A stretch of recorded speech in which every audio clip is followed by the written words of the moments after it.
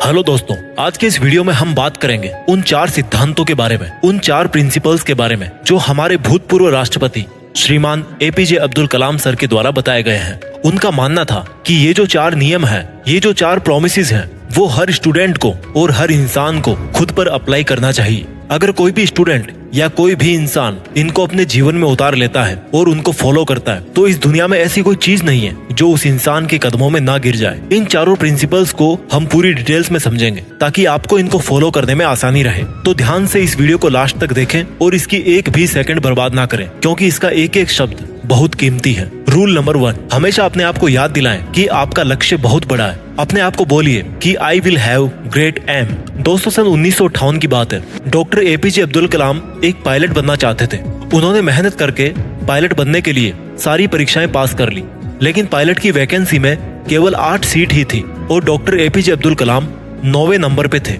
अब उनका सिलेक्शन केवल तभी हो सकता था जब उनके ऊपर के 8 कैंडिडेट्स में से या तो कोई अपनी वैकेंसी छोड़ दे या फिर मेडिकल में आउट हो जाए। लेकिन उनको इस बात का काफी डिसअपॉइंटमेंट हुआ कि उनका केवल एक रैंक की वजह से वो सिलेक्शन से आउट हो गए। लेकिन उन्होंने ये स्वीकार किया कि it was a disappointment for me but disappointment could not defeat me, यानी कि मैं निराश जरूर हुआ था लेकिन निराशा कभी मुझे हरा नहीं सकी। उन्होंने ठान लिया था कि भले ही पायलट बनके एयरक्राफ्ट ना उड़ा सकूं, लेकिन एक इंजीनियर बनके, एक साइंटिस्ट बनके मैं एयरक्राफ्ट जरूर बना सकता हूँ, मिसाइल बना सकता हूँ, रॉकेट बना सकता हूँ। और दोस्तों, ये तो किसी को नहीं पता कि अगर डॉक्टर एपीजे अब्दुल कलाम पायलट बनते तो वो कहाँ तक पहुँच पाते। लेकिन उन्होंने इस बात को जरूर साबित किया कि अगर वो पायलट नहीं बन पाए तो उन्होंने मिसाइल्स और रॉकेट जरूर बना दिए। और वो भले ही इंडियन एयरफोर्स के पायलट नहीं बन पाए, लेकिन राष्ट्रपति जरूर बने, जो कि तीनों सेनाओं के कमांडर इन चीफ होते हैं। और तीनों सेनाओं में आर्मी, नेवी और एयरफोर्स भी होती है। दोस्तों, उनका कहा गया रूल नंबर 1 कि हमेशा अपने आप को बोलिए कि I will have great aim,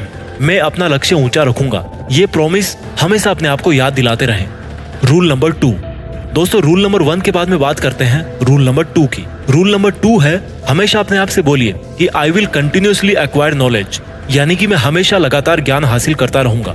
दोस्तों, अब उनके इस दूसरे रूल को हम उन्हीं की जीवनी से समझते हैं। डॉक्टर एपीजे अब्दुल कलाम को मिसाइल मैन के नाम से भी जाना जाता है। वो एक इंजीनियर थे, एक वैज्ञानिक थे।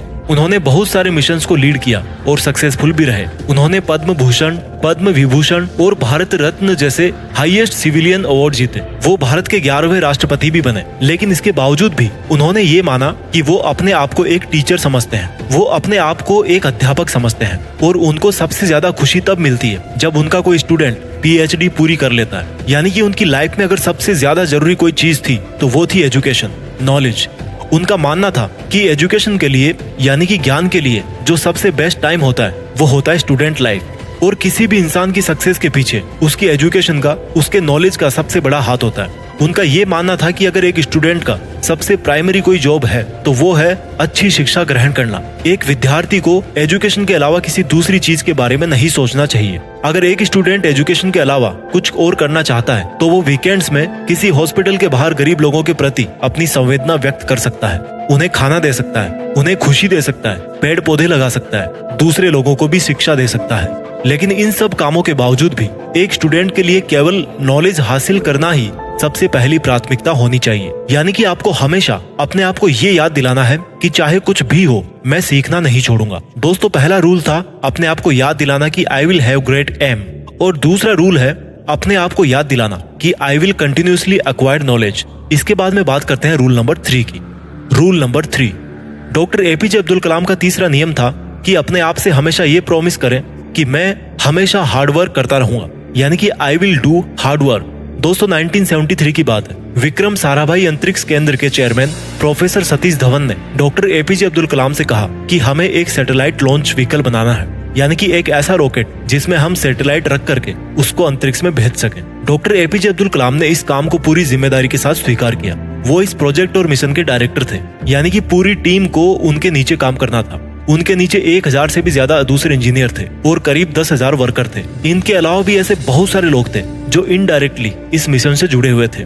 इतनी बड़ी टीम को 6 साल का वक्त लगा प्रोजेक्ट शुरू करने से लेकर लॉन्च के दिन तक। 17 अगस्त 1979 इस तारीख को सैटेलाइट लॉन्चर का टेस्ट होना था।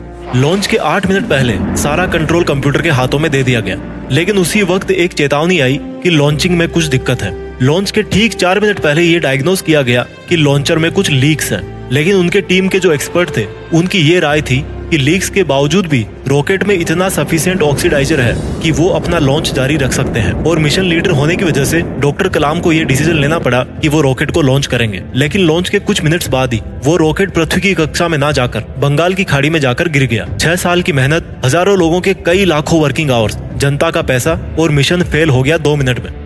लेकिन जैसा कि डॉक्टर एपीजे अब्दुल कलाम रूल नंबर 3 में बताते हैं कि हमेशा अपने आप को याद दिलाते रहें कि आप कड़ी मेहनत करते रहेंगे। ठीक उसी नियम का अनुसरण करके डॉक्टर कलाम ने अपनी टीम के साथ 1 साल और कड़ी मेहनत करी और प्रोजेक्ट के शुरू होने के 7 साल बाद आखिरकार उन्होंने साबित करके दिखाया कि कड़ी मेहनत आपकी असफलता को सफलता में बदल सकती है। यानी कि दोस्तों, हमेशा अपने आप से कहते रहें कि I will do hard work. 4 rules में से 3 रूल्स हमने समझ लिए। रूल नंबर 1 था हमेशा अपने आप से कहें कि I will have great aim. Rule number 2, हमेशा अपने आप को याद दिलाएं कि I will continuously acquire knowledge. और रूल नंबर 3 है I will do hard work. अब बात करते हैं रूल नंबर 4 की। रूल नंबर 4, दोस्तों, जो कहानी मैंने आपको रूल नंबर 3 में बताई, जिसमें 7 साल बाद जाकर मिशन सफल हुआ, वहीं से निकल के आता है रूल नंबर 4, यानी कि हमेशा अपने आप को ये याद दिलाते रहें कि आई विल प्रिजर्वेयर एंड सक्सीड। प्रिजर्वेयर का मतलब है लगातार काम करना, चाहे कितनी भी मुसीबत आए, कॉन्स्टेंटली आगे बढ़ते रहना, अपने शब्दों पे और अपने वचनों पे कायम रहना। किसी में इतनी हिम्मत ना हो कि आपके हौसलों को कम कर सके। हम में से ऐसे बहुत सारे लोग हैं जिनकी आंखों में कुछ सपना है, जो कुछ करना चाहते हैं, वो काम करना शुरू करते हैं अपने सपनों पर, लेकिन समय बीतने के साथ साथ उनकी विल पावर कम होती जाती है। दोस्तों, आपको किसी भी कीमत पे अपने हौसलों को नहीं टूटने देना है। डॉक्टर एपीजे अब्दुल कलाम का मानना था कि आप तब तक अपनी जिद मत छोड़िए जब तक आप अपने लक्ष्य तक नहीं पहुंच जाते।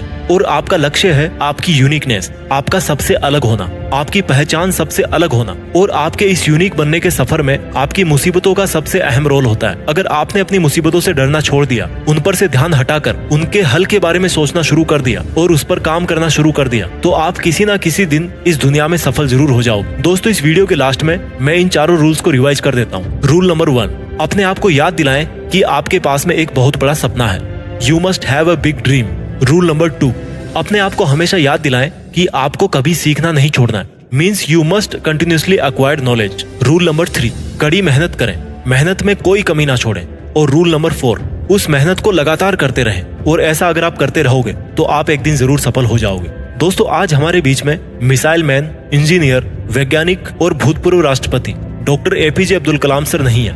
जैसा कि उन्होंने बताया था कि वो अपने आप को एक अध्यापक ही समझते थे। उन्होंने अपनी आखिरी सांस भी Indian institute of management Shillong के स्टूडेंट्स को एक लेक्चर देते हुए ली, जिस लेक्चर का टॉपिक था creating a livable planet earth. वो 4000 वर्ड्स का उनका लेक्चर अनफिनिश्ड ही रहा। मानो उनका कहना ये था जाते जाते कि वापस फिर आऊंगा लौट के। लेकिन प्रकृति के नियम को कौन बदल सकता है। आइए आज हम एक शपथ लें कि जो रास्ता हमारे डॉक्टर एपीजे अब्दुल कलाम सर ने हमें दिखाया, उस पर हम लगातार आगे बढ़ते रहें और अपने वचनों पे कायम रहें और अनंत समय तक डॉक्टर एपीजे अब्दुल कलाम सर को हमारे खुद के अंदर जिंदा रखें और पूरी दुनिया को दिखा दें कि हिंदुस्तान से बेहतर कोई दूसरा देश नहीं हो सकता। अपने सपनों का पूरी रफ्तार के साथ पीछा करते रहिए और देश में खुद के साथ साथ दुनिया में देश का नाम। ऑल द बेस्ट, अपना ख्याल रखिएगा। अगर इस वीडियो ने तुम्हारे अंदर आग लगाई है ना, तो वीडियो को लाइक करना, और अगर अभी तक चैनल को सब्सक्राइब नहीं किया है ना, तो देर किस बात की। और दोस्त, आप मुझे इंस्टाग्राम पे ज़रूर फॉलो कीजिए, वहाँ आपको बहुत सारी अच्छी अच्छी पोस्ट मिलेगी और वहाँ मुझसे बात भी कर पाओगे। थैंक्स।